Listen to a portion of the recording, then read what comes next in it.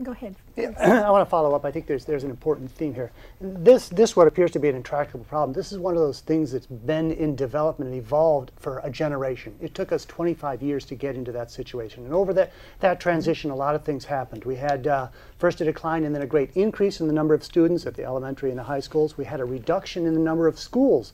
The elementary school district sold off lots. The high school did, and the Cupertino district, of course, we now have Grant Park, did the same.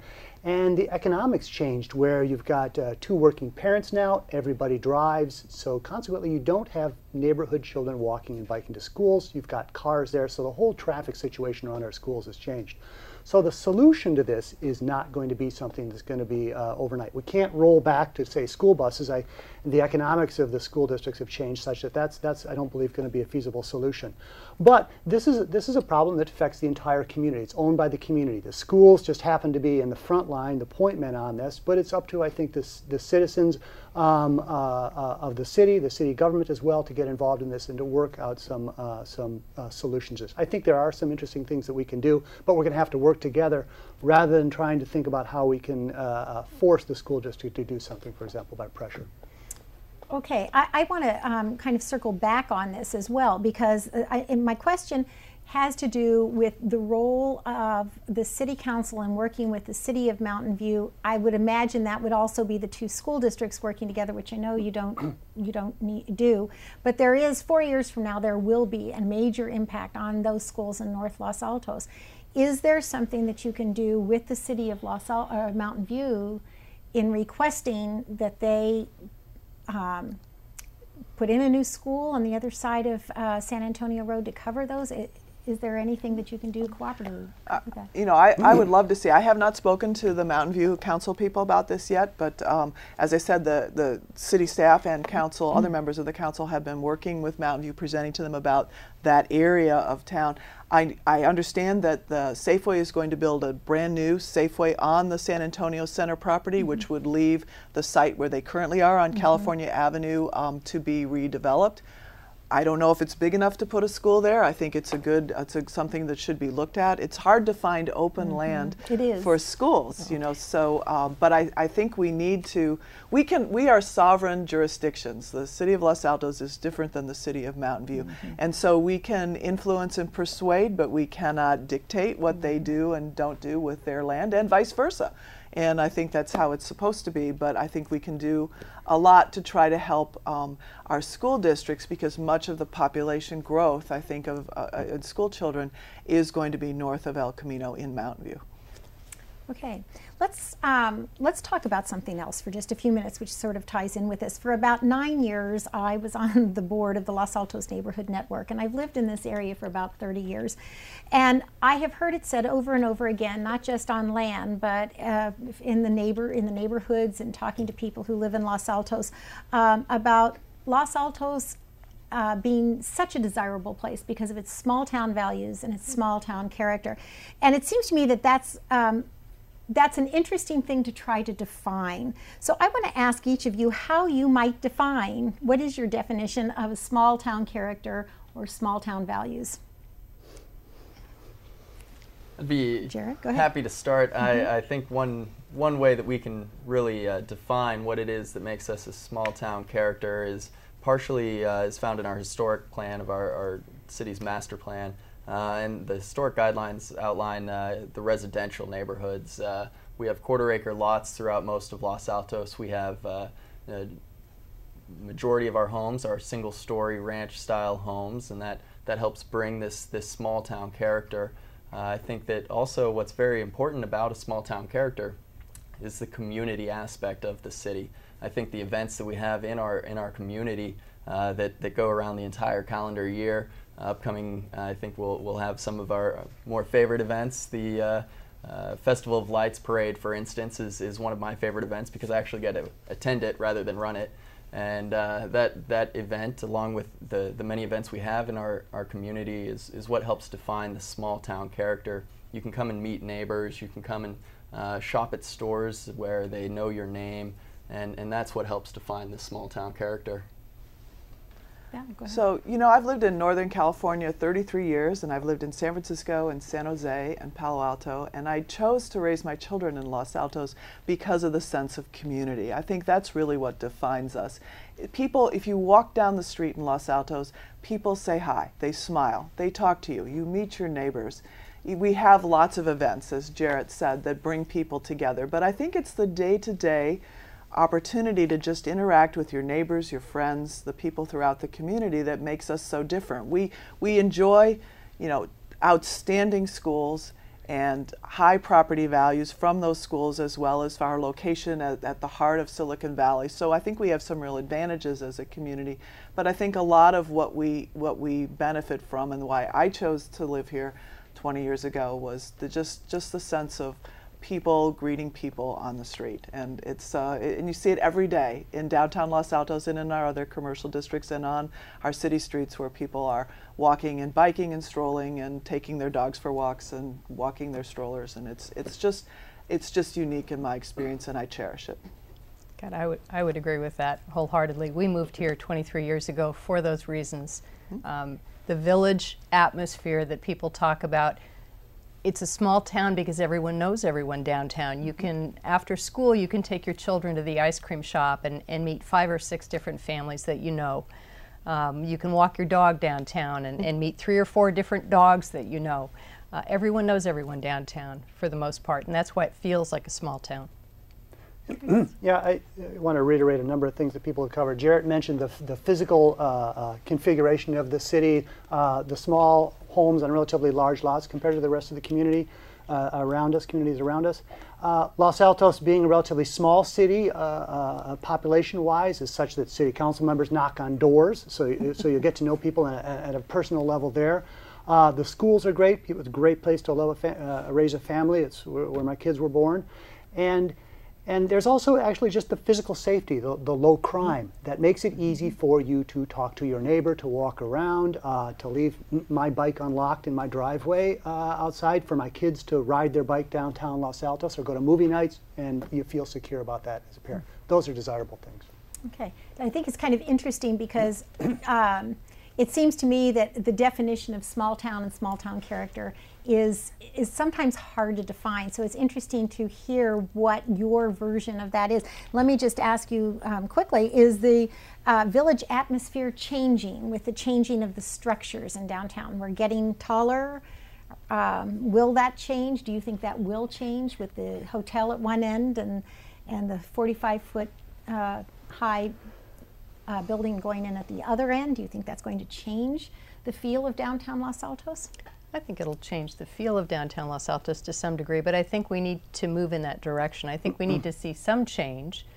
Obviously, Curtis was mentioning that where we used to have single parent working in the family, now we have 2 parents in the family working. Kids have much more structure in their lives. The whole environment of the town is having to change as we move into a different age. We need more retail revenues to avoid some of the tax burdens that we see facing us in the future. So I think we can maintain the character and the village atmosphere that all of us find so special about Los Altos through the way in which we develop and the type of buildings in which we bring into downtown. But we will see change, and I think that's normal and it's healthy.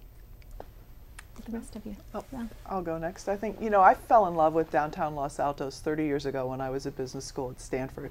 I discovered Main Street, and it took me 10 years to figure out how to buy a house in Los Altos, but eventually we did get here, and that is the essence of downtown Los Altos to me, is Main Street between 1st and 3rd Street, the historic buildings, the low profile, the Chinese pistache, all of that to me is what we need to preserve, and what I've worked hard as chair of the Downtown Development Committee to preserve.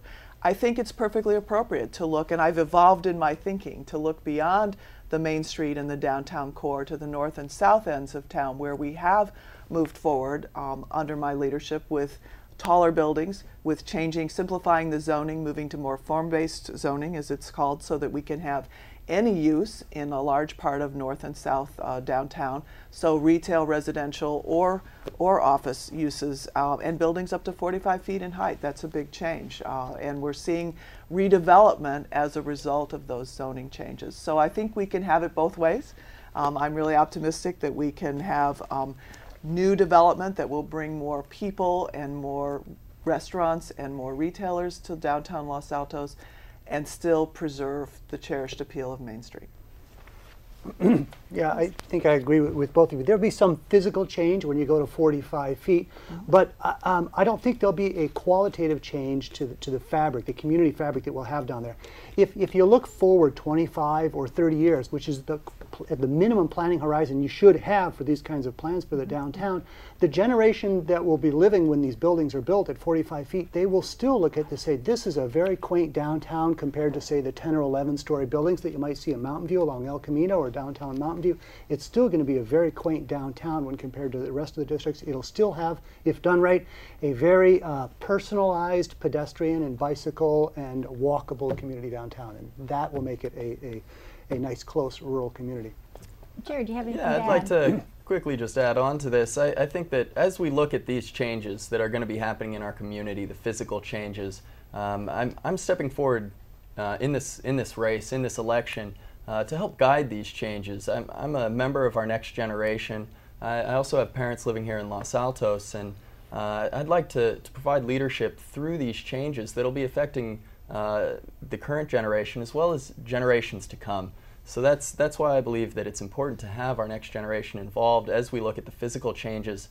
I'd like to also help preserve the community and the character of the village as we move forward.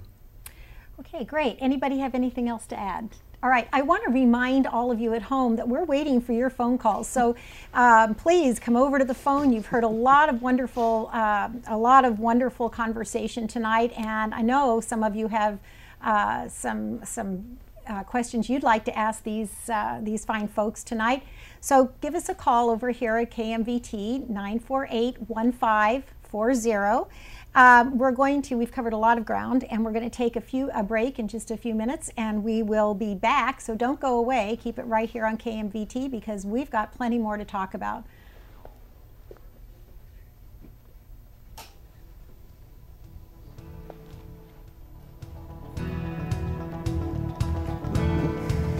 So we have 5.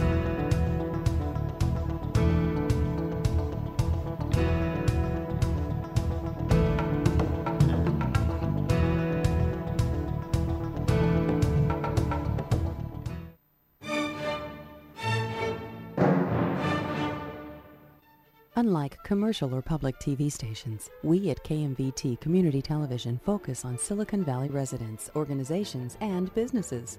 We televise to over 100,000 viewers in Santa Clara County, with syndication potential to more than 1 million in the greater San Francisco Bay Area.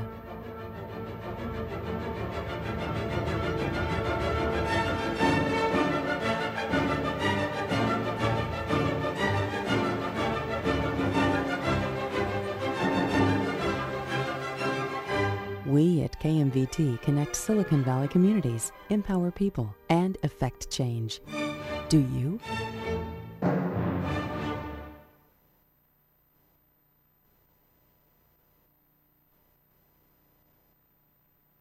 This is a tree that was never chopped down to make a crutch that was never needed by a child who never got polio, because medicine was never in short supply, thanks to people whose compassion wasn't either. Over the past 20 years, Rotary Club members have helped immunize over 2 billion children against polio. Thanks to them, the world will soon be polio-free. Rotary, humanity in motion. California's vital water. The reality is that drought and climate change have already left us with a glass that is half empty. And our state's fragile water storage and delivery systems are barely holding their own. Anything that upsets this precarious balance will carry serious consequences. For the people of California and for our economy and environment, learn more at calwatercrisis.org, because we can't take water for granted. Susan, I love you. Okay. Kent, I love you too. I want to be with you forever. Oh, I feel the same way. And because I love you so much, Oh, Kent. I want you to have this. Oh. Huh? Promise me you'll register it on alertscc.com right away. Oh, okay. If you live or work in Santa Clara County, sign up at alertscc.com. In an emergency, you'll get life-saving information on the device of your choice. It's free, easy, and confidential. Sign up now. I'm speechless. Nice, huh? I'm Billy Atwood with The Better Part, and I'm also a socks collector, and I have about 1,000 socks, and I have to determine what socks I want to wear for our 1,000th show celebration coming up in October. Sponge Pants Bob, this, the individual little toes, Christmas, Easter. Oh, how am I ever going to figure this out? Look at that. Just like going down the chimney. Oh, here it says Rock Goddess, the eagle. 1,000 socks. I just can't decide what socks I'm going to wear. But starting the week of October the 25th, when our 1,000th show is going to be showing, I hope all of you will be watching and find out what socks I have finally decided to wear.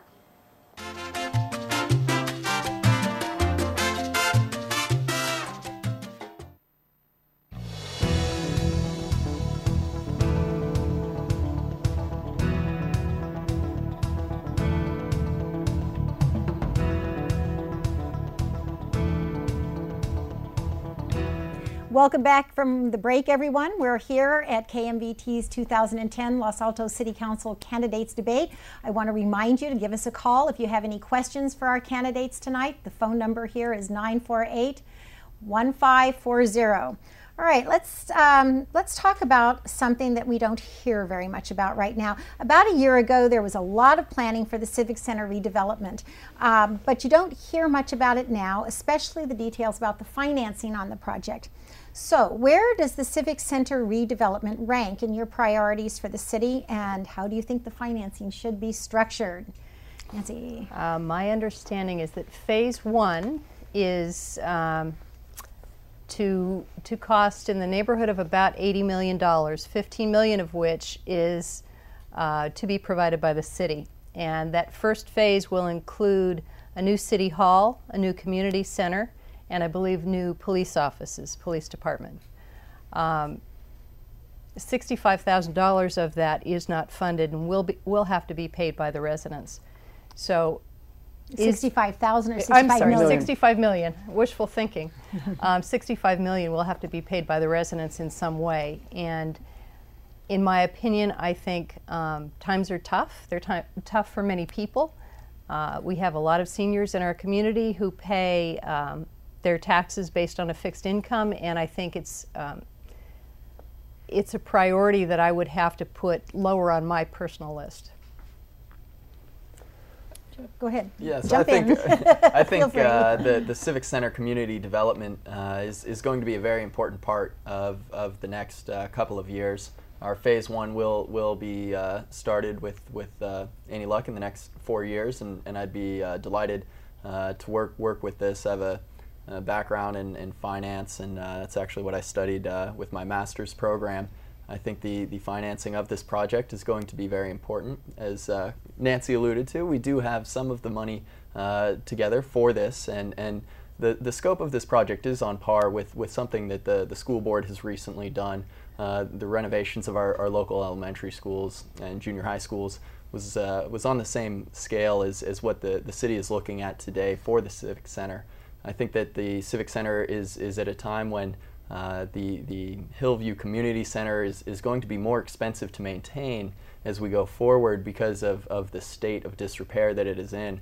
And I would like to work towards renovating this area because it is such an important part of our community's asset. It's 18 acres on one side of San Antonio that we really need to take advantage of, and we need to make sure that we're keeping our costs under control by renovating it and by taking care of this.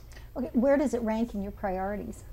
I think the Civic Center is again, it's going to be important for the revitalization of downtown. So the Civic Center is certainly pretty pretty high in my priorities. I'd like to focus on this. I think that it's going to be one of the largest land use decisions that our council is going to make in the next 4 years.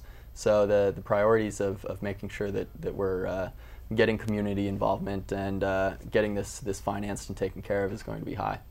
Okay. Any thoughts on how the financing should be structured? I think that the financing will be structured through bond measures. $65 million is going to be brought forth with help from the community. I've heard more creative thoughts on financing of this project. There's the potential of part of this land to be looked at as taking on a private investment of part of the land towards the south side of the Civic Center. This is very valuable land here, so if we needed to come up with a more creative solution to financing this project, there's the potential of taking some of the land and working with a private developer to put high-density housing on part of the land. That would provide us with the upfront capital we would need to move forward with the rest of the project. But I believe that bond measures would be the most straightforward way to finance this project. Go ahead. So I voted for the community center master plan that's now approved. It's for the 18 acres of our civic center. We need to do something about Hillview. It was an elementary school. It's falling apart. We can continue to invest in it and throw good money after bad, but we really need and deserve as a community a new state-of-the-art recreation center, and that is part of phase one. The master plan was developed by 30 community members in a public process that went for several years, working with professional architects to develop it. And I think we've got a good plan in place. It does provide us in phase one with the new community center, the new recreation center, as well as a new city hall and police department. And in phase two, we will have a new community pool facility, which is something I know the community's wanted since 2001 when the Covington pool closed after more than 50 years of operation behind Covington schools. So there are some really great aspects of the new civic center. We are continuing to move forward. We just reviewed the other night as a council the intersection improvements from the Civic Center to downtown to improve the connectivity between those two key areas of our community across San Antonio Road. We're moving forward with that. With those plans, we'll be coming back to council fairly shortly. We also need to look at the financing, and we've been looking at the right time to go out for public financing. Because which election period we choose determines how much we pay. We've seen estimates of at least $500,000 for elections, which I'm not comfortable supporting. That's just for the cost of the election versus, say, $100,000 or $150,000, depending on which particular election we choose. I think we'll go out sometime in the 2011-2012 fiscal year, which will run from July 1st next year until June 30th. So somewhere in that range. Hopefully we will secure the financing and can start on phase one. Okay, great. Well, for the reasons mentioned, I think the timing is appropriate for us to move forward with this, the deterioration of the existing facilities, and also tying it in with the downtown. Now, the city, as Val says, got together a pretty broadly based group of about 30 people that worked for a couple of years on the plans. But I think as we go to the next phase, we need to ask ourselves a couple of questions. We're going to need to sell this to the broader community to get a 2/3 vote to be behind any funding, and that's going to be a very difficult thing. I think like the downtown I was mentioning, I'm not sure it's actually well enough integrated into our downtown plans. I don't think the project has been looked at holistically there to say that have we done enough? Have we really tied the two of the projects together well enough? I know there's a discussion about the circulation element at Edith and San Antonio. It was just before the council, and that's a continuing ongoing project. And I think before we're going to successfully go to the citizens and convince them that this is the right thing to do to build our community for the next generation for 25, 50, or 75 years in the future, we're going to need to answer these questions about how does it fit into the downtown. But timing-wise, it is a high enough priority in my schedule that it's something that needs to be done both for the downtown and for the community long-term. So it's something to be done in the next 4 years. Okay. Anybody else have anything else to say? Let's talk for a minute. Oh, go ahead, Nancy. I was going to say Sorry, that. So that's $80 million for phase one. I don't know if we have any idea what phase two, which would be the balance of the community center development, would would cost at this point. Right. So let me ask you this: would you seek voter approval for the $80 million bond, for the $80 million bond for the first phase of the proposed Civic Center redevelopment, as the plan is currently proposed? I think it's premature. You think it's premature? I think the plan is currently for $65 million, with the city trying to cobble together the $15 million. And I think there are a lot of questions that need to be answered. I definitely want to move forward in that direction. The only way we're going to fund it is by going to the community and voters. That's going to have to happen. But I think moving from the work that's been done before to the actual campaign and convincing the citizens that this is something worth everybody putting their money out for, that's going to take a good year. Okay, how about the rest of you? Would you go ahead and seek the voter approval for this at this time? I think that as Curtis has talked about, the education of the community and getting community involvement is going to be the most important part of getting voter approval for this. I think that what the city needs to look at in the next 4 years as we potentially go for voter approval on a $65 million bond measure would be, how do we more effectively reach out to the community? How do we more effectively educate the community, provide the facts, provide the plans, provide this information, and then also receive their feedback. Currently today, our website has made some great progress over the last couple of years, providing video and the information online, but there's no way to communicate back other than through email on our website. I think that we need to look at cities like Palo Alto that have more effectively leveraged information technology to increase communication in a cost-effective manner. I think that would be one reason to look towards that technology for this specific issue, and then also apply that to the other issues that our city is facing around the community, not just at the Civic Center in downtown, but to use more effective communication tools for other issues in the community. Okay, guess what? We have a phone caller. So we'll see what they have to say, and if the caller has a question just specifically for one of you or all of you. Hello? Hi. Hi, how are you? Welcome to our debate. Thanks for joining us. Thank you. So I have a question. It is for all of you. How would you guys, do you guys approve of the Safeway that's going down in Los Altos? Do you approve of that, of building the new Safeway down there, or do you like the old one? Okay, that's a good question. And did you want all of our candidates to answer that question for you? Yes. Okay. All righty. We'll start. Jared, go ahead. I can jump onto this one. The new Safeway that has been proposed in downtown Los Altos, we have not seen finalized plans. That's just gone before City Council in a study session and Planning Commission in a study session as well. So there's no specific plans to approve right now. I would not say that I prefer our current Safeway over nearly anything proposed, but it will be very important to take care of parking issues. We've worked with some creative solutions there, and I do support a new Safeway in downtown Los Altos. Yes, I wholeheartedly support an investment in that Safeway and an improvement in the infrastructure there. And I think it's a great opportunity for the city to prove to Safeway and the other businesses that we're business friendly, we're willing to work out the details on parking, whatever's required. I'm very excited about the new Safeway, and I know many other people are.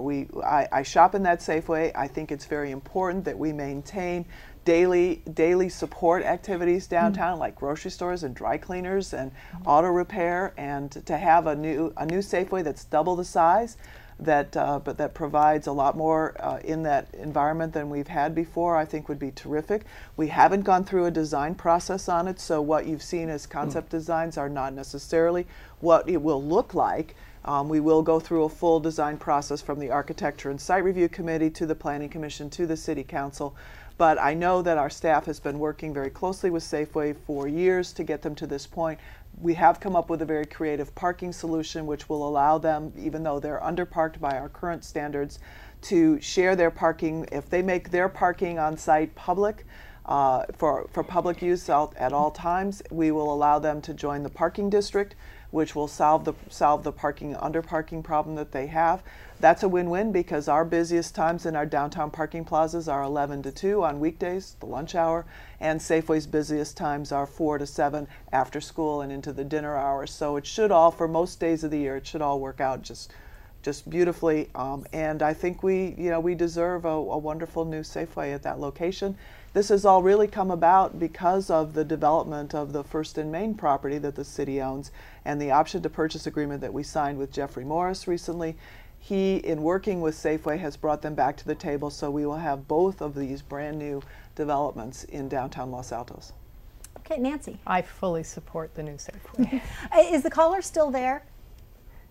The caller's not there anymore. I was going to just ask if she had seen the concept designs for the Safeway. So you might want to check the city website to see when some more information on the concept designs and the discussion takes place for the Safeway down there, and just kind of keep track of what's going on and put in your say at city council meetings. Okay, let's go back.